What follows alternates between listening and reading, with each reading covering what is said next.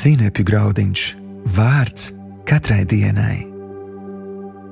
Svētības pilnas dāvanas. Šodienas rakstu vieta.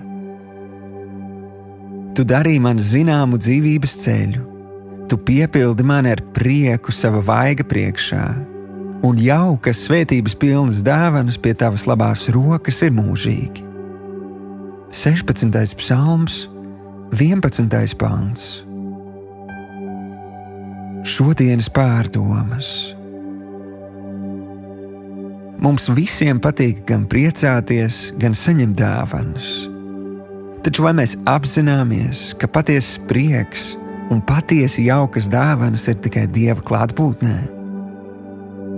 Draugs, pateicoties tavai ticībai uz Jēzu Kristu, tu esi kļuvis par Dieva mīļoto bērnu.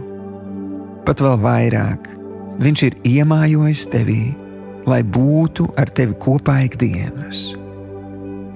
Apņemies veidot sadraudzību ar Dievu, un tu sāksi izbaudīt labumus, kas to pavada.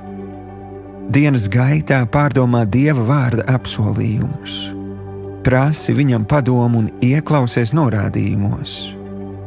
Drīz tu pamanīsi, ka tevī ieplūst viņa klātbūtni pavadošais prieks un miers. Tu pat negribēsi palaist garām sadraudzības laiku ar savu debesu Tēvu, jo tu novērtēsi, cik svarīgs tas ir priekš tevis. Šodienas lūgšana. Tēvs, paldies, ka tu dari man zināmu dzīvības ceļu. Paldies, ka tu piepildi mani ar prieku sava vaiga priekšā. Paldies, ka tev vienmēr priekš manis ir sagatavotas jaukas, svētības pilnas dāvanas. Jēzus vārdā.